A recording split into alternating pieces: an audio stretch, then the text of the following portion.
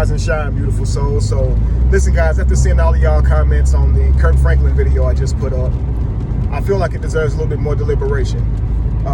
Not to blame at all, but to kind of show you guys a better way of looking at things instead of projecting blame. All right, so if I were Kirk Franklin's life coach or his son Carry-On's life coach, all right, so first of all, listening at the whole situation, the first thing I would want to do is figure out how Kirk sees himself, okay, in this situation, how his son sees himself in this situation, in the relationship, so to speak, right?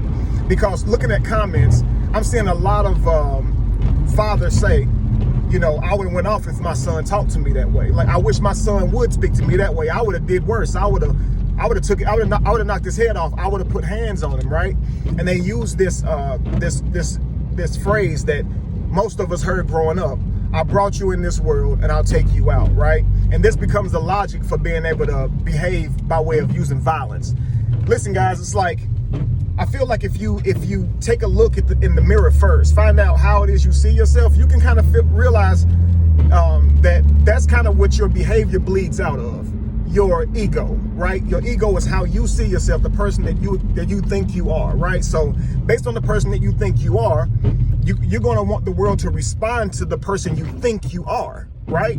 And so you're going to use whatever data you've collected to do this, right? So when it comes to your child, we believe that because we're biologically responsible for their existence, right, that there's this role that we have to play all the way till they're way into adulthood, okay? So take this situation right here.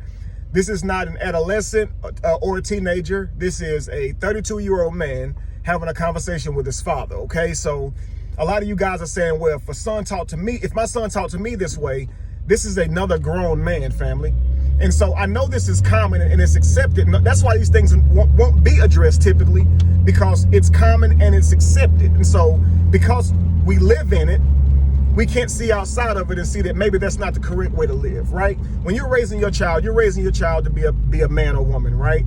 And this comes along with taking responsibility for your actions, being able to speak your mind when necessary, right? Regardless of another individual's age. Like, you don't tell your child to, when they become a grown-up, to leave out and question themselves every time a person your age or an adult says something to them, just to still behave like a child. You expect them to behave like an adult. And outside of when you become an adult, it's fair game, right? No one can talk to you like a child anymore, period, right? Now, when it comes to relationships with our children, a lot of times, what we'll do, and this is not Kirk, this is judging by the comments. We think that it's okay to say you deserve some extra respect because you're the father. And don't get me wrong, the son, if raised right, would want to give the father an extra amount of respect. So you have to think that if this respect is coming out of the son, how much pressure is on the son? And if Kirk Franklin is talking this way to his son, how much pressure is on Kirk Franklin? Instead of rather saying Kirk is wrong or his son is wrong or assuming character roles on them. If you first deal with the issue of believing that you are somehow superior because you're the parent, you can finally start seeing your child and start seeing your child as someone who's a sentient being, who has feelings, right? Who's trying to communicate to you their feelings. And it's really important that you get that, right? But if you can't see them, you're not really going to be able to connect with them, right? Now, I'm gonna give you guys an example here. Me and my father didn't have the best relationship. He was not in my life, and I did not like him for it. All right. When I was around him, I couldn't connect with him, and the thing was, he's very charismatic, right? He's funny. He can sing his tail off. Like, he's an amazing person, honestly.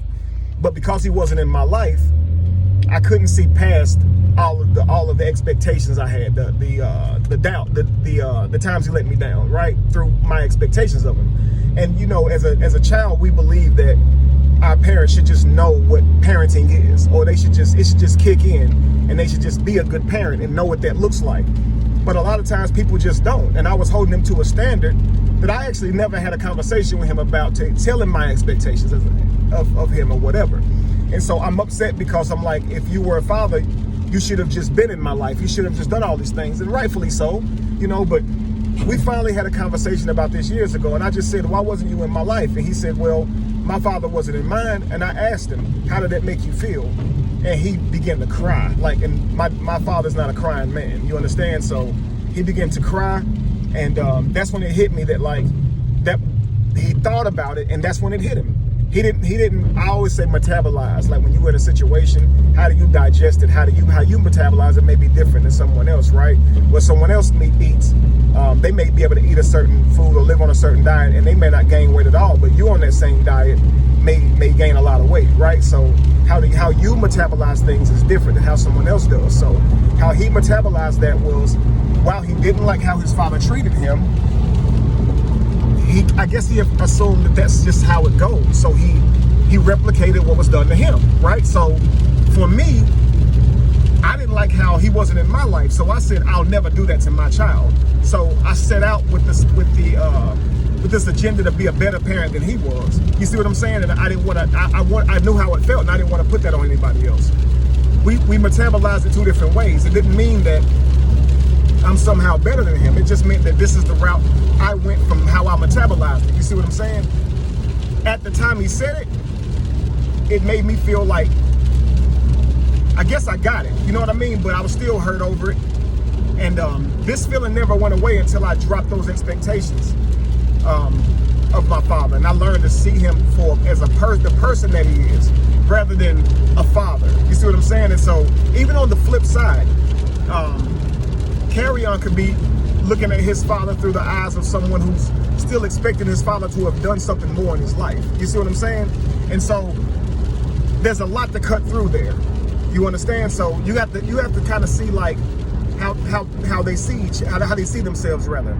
When it comes to the laugh in the background, I see that as toxic. And while I don't want to point blame at Kirk's wife for that, let me just say, for a lot of us, we have to ask ourselves, why would we do that? Why would we laugh in a situation like that? I know it comes off as scoffing, and it comes off as toxic, and it is. But she didn't sit out in her mind that Kirk's gonna curse today and I'm gonna be toxic and laugh. Like, most of the time things happen, all of the time the things that happen is unprepared, and it's life is like a pop quiz. So you get to see who you are at that moment by how you responded at that moment. You see what I'm saying? And then you get to go back and look back on that and become a better person. So in hindsight, she's probably already saw this. But for us, how do we deal with this in a way that we can grow from it instead of shifting blame, right? Why do we do this, right? Maybe they've been disrespectful for a while, and maybe she felt like it was deserved, right? Because that's why I would laugh at something like that, right? And not realizing at the moment how unproductive that would be. Not realizing at the moment what that would also do to the son on the other side of the phone, hearing that, because now you start to feel jumped, and you know what I mean, or whatever. And for a lot of you guys saying that she should have stepped in and been the person to say, Kirk, calm down. When things like this are happening, it's easier to get caught up in the moment, like caught up in the moment, and you become under the same spell that everybody else is under, right?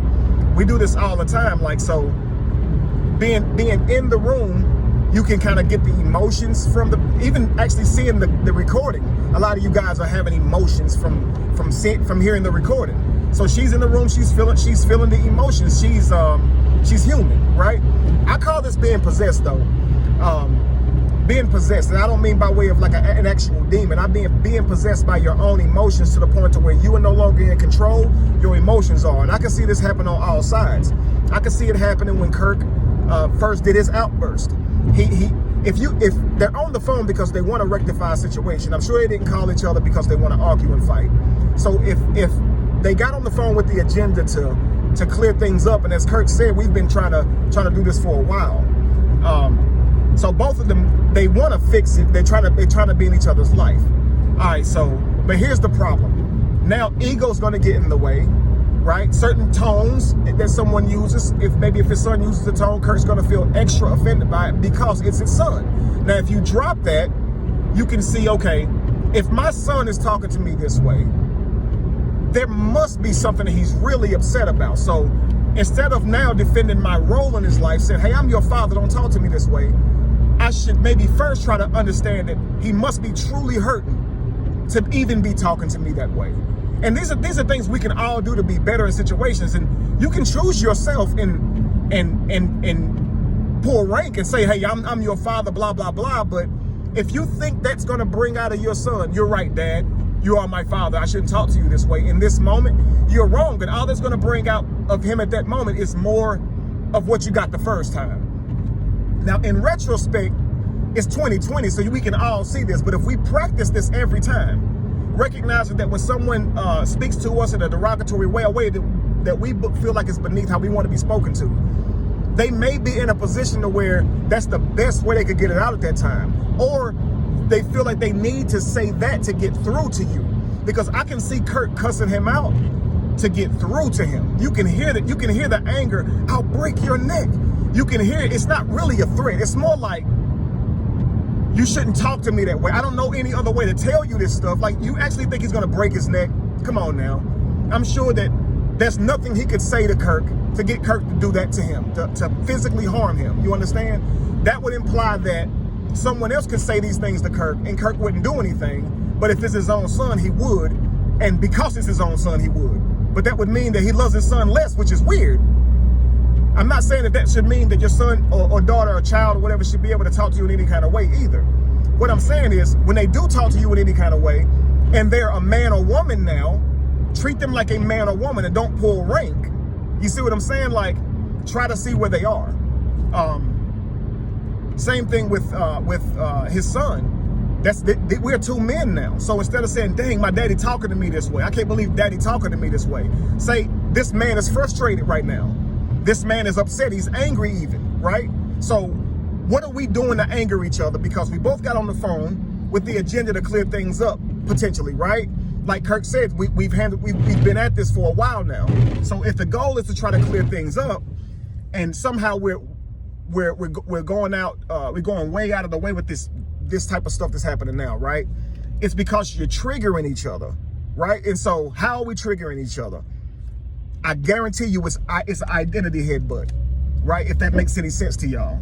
Like, the problems that they having is because Kirk is in the role of a father. He's supposed to be in the role of a son, but he's 32, and so he's not going to fit into that paradigm of how Kirk sees himself, so Kirk not about to get that from him, right? Now, in another aspect, okay, he wants his father to behave in a certain way. He has expectations for his father like I did. And what he has to understand is his father is his own man. And you can't make your father treat you like you would treat your son, or use these type of titles that we give each other and roles that we play in each other's life to say that someone should treat you a certain way. Because with that comes an expectation, and with that means you're going to get frustrated when that expectation is not met. You see? Now, that's just the roles that you play in each other's lives based on father-son. But then there's this other thing, status. Okay, so Kirk called him poor. Now, what would make you say this to your son, right? Would this mean that you think less of him because he's poor, or are you saying that he hasn't earned anything yet, right? And what is your definition of that? You see what I'm saying? So if I were Kirk's life coach, I would try to see what he meant by that, rather than assume that he's trying to talk down to his son. It could be more like, I'm doing a whole lot for you, and you're 32, and you can see how having a father like Kirk, I don't know the relationship of what Kirk does for him in his life, but if he contributes to his life, you can see how that could kind of make a person be stagnant. Because when you don't have somebody in your life, you kind of work a little harder, and then it depends on who you are too. So that's neither here nor there. That could be a conversation that needs to be had. You haven't earned anything. You haven't done anything with what I've helped you with. You could be further along in life, and if you were, you wouldn't be expecting me to do these things just because I haven't. And all these type of things set in how you see a person. So if you see a person as lazy, you might call them poor. But at the same time, if he's calling him poor because he really thinks he's poor, I know Kirk knows that. Because this is why I say I don't believe that, because Kirk treats other poor people with respect, right? And so he knows that how you treat someone shouldn't be based on how much money they have in the bank.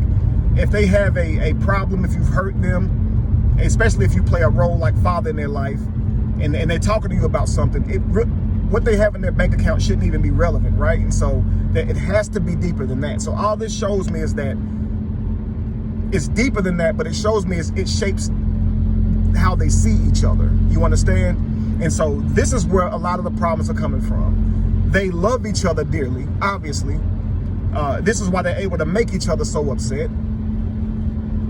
But they're getting possessed. They're getting possessed by their emotions because they're leading with ego rather than trying to understand each other. And I'm just going off of one conversation from what I heard. In this conversation, what I hear is Kirk trying to get his respect, right? That's what I hear.